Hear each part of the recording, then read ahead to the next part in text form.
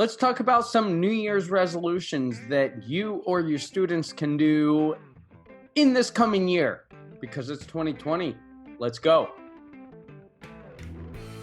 Hey there, English teachers and students. Jesse here from Sweet Academy, and I want to help you in the classroom and out of the classroom. And I want to share today some concrete New Year's resolutions that you could do in 2020 to improve your English, or really these skills transfer, whether you want to get better at a language, whether you want to get better at an instrument or whatever, but we're focusing mostly on language skills, how to improve your language. And I'm going to share with you today 5 good concrete ideas for New Year's resolutions that you can start, even though it's not the first day of the year, of the decade. I know a lot of people don't do New Year's resolutions. A lot of people say, oh, I don't do New Year's resolutions. And to be honest, I don't really do New Year's resolutions. But it's always good to take a survey of yourself and to encourage, if you're a teacher, to encourage your students to take a survey of themselves and of yourself and think about where you were this time last year and where you want to be this time next year.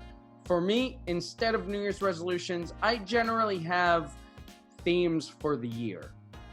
And I started this in 2013, and it was going to be the year of betterment. And in the year of betterment, my plan was to practice Korean, because I was living in Korea, practice Korean every day. I had just started learning the guitar, so practice the guitar at least 5 minutes every day, and work on my online academy, right? So that was my plan to achieve the year of betterment. And then every year, more or less, I'd have a theme for the year to progress and keep myself going. For me, having a theme of the year was different than having a New Year's resolution, because it's not something that, like, if I stop doing it, then my resolution's ruined, right? It's a theme for the year, my year's theme. If I fall off the horse, I get back on again, right?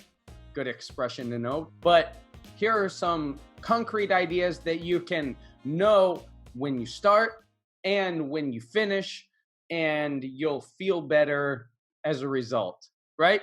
So let's get started. Number 1 is read a book. Read a book in English, right? My New Year's resolution is to read a book in English. That could be yours. Mine could be read one in Spanish. But to read a book in English, that's something that's not too difficult to do. It's not something that is abstract. It's something concrete. You know if you've done it or if you didn't do it. And it's something that you can have with you, put it on the nightstand as a constant reminder that, oh, I have this. I should read a couple pages. And if you're used to reading a book in English, maybe raise it. Say, read 2 books in English this year, or read 3, or whatever. Some way to raise the bar. If you already do read regularly in English, maybe don't do this resolution. Maybe do a different one. Like number 2, which is kind of the same idea, but to watch an entire series in English, right? There are so many with Netflix streaming, Amazon, your own local cable provider. We have so many, YouTube. We have so many different streaming sources that if you have a concrete plan, like to watch a series from the pilot to the finale in English and with English subtitles or no subtitles, depending on your level. It doesn't really count if you watch it with your own language subtitles, because then you just find yourself reading the subtitles and you don't really work on your listening, right?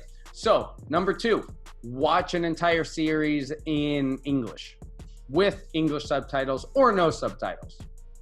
Number 3, it kind of goes against my my instinct as a language teacher, which I really hate language exams for actually progressing a language. I know that there's a place for them. A lot of job opportunities require a certificate, but usually I tell my students, if you don't need the certificate, then don't bother with it. But that being said, language exams do give like concrete measurement. It gives a concrete goal for the students to work towards. It gives an extra motivation to keep the student continuing and keep them motivated, keep them progressing just to get that certificate. And then at the end, once you take your exam and you pass and you get that certificate, there's a great sense of self-satisfaction and pride because you've worked for something and you've achieved it. And in the process, you're learning a skill, you're learning a language. So whereas I don't like to put too much emphasis on language exams, and there are a lot of parts of language exams that don't test your language ability as much as your test taking ability, you can still use that to improve your language depending on how you study. So if you're a teacher, encourage your students to, if they need extra motivation, to take an exam. But in teaching them, be sure to focus on the language more than the exam skills. And if you're a language student, then focus on improving your language skills first, and then focus on test taking strategy as a minor point. Number 4 is learn something new, learn a different skill, learn anything you want, but do it in English, with English tutorials on YouTube, with English blogs if you learn by reading, with English books, right? Learn a new skill, the guitar. Well, I throw on a tutorial in Spanish, and that way I'm learning, I'm engaged because I want to know this new skill.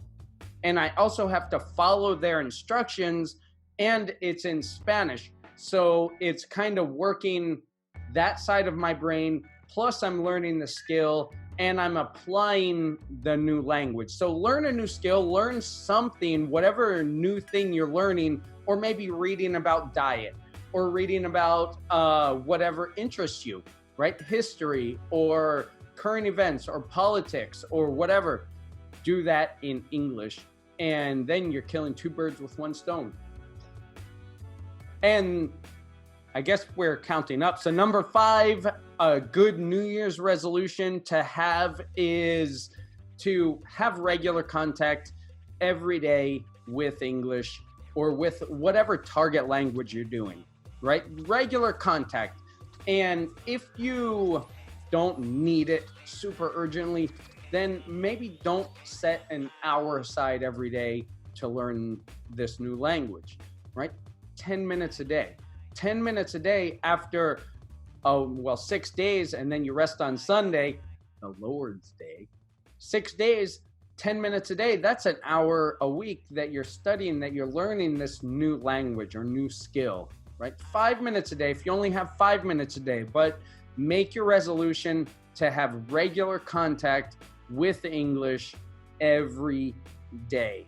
It takes every day. It's a lifestyle change, much like dieting. These fad diets don't really work unless they trigger you to have a lifestyle change and to make it become a daily routine and a daily habit. And the same way, your English learning has to become a daily habit where you have regular contact every day, whether it's a YouTube video or reading or even social media. Follow English people on social media, on Twitter. Donald Trump's a fun. Some of my students have followed Donald Trump just because of the ridiculous tweets he sends out. Something like that, right? Follow me. Subscribe here for regular contact, and find a teacher to help you. And if you do need a teacher, then I'm here for you. Go to sweetacademy.com, click on I'm an English learner. But at any rate, you don't need a teacher every day, but have regular contact every day with your target language. These are 5 New Year's resolutions, concrete New Year's resolutions that you can enact, and it'll be a lot harder to fail at them because they are concrete, right? You have a book. It's not just improving your English. It's finishing this book, right? I have an hour set aside. I have my day set aside, chunked out by hours, and from 10 to 11, no, from 11 to 12 every day is reading hour, right? It's to read because that's one of my New Year's resolutions. I actually didn't do that today because something else came up, but that's okay. That's why it's not a New Year's resolution. That's why it's a theme of the year, because I can fail one day, and guess what? Tomorrow's another day. I'll pick it right up because the year has just begun. So tell me what you think. Tell me your New Year's resolution, if you have one, or a theme for the year. Take this. In mine, obviously, a little on the nose, no brainer, but obviously 2020 is the year of vision. Let's do it. Hey guys, I'm sitting here with my daughter, Sophia. She's recording this, and I just want to thank you for watching this video. If you like it and you want to see another video like it, then right next to me, you can click another video for a fun lesson idea or a teaching tip. And don't forget to subscribe and click the bell so you get new videos every week. Keep teaching and keep learning. Thanks for watching. I'll see you next time.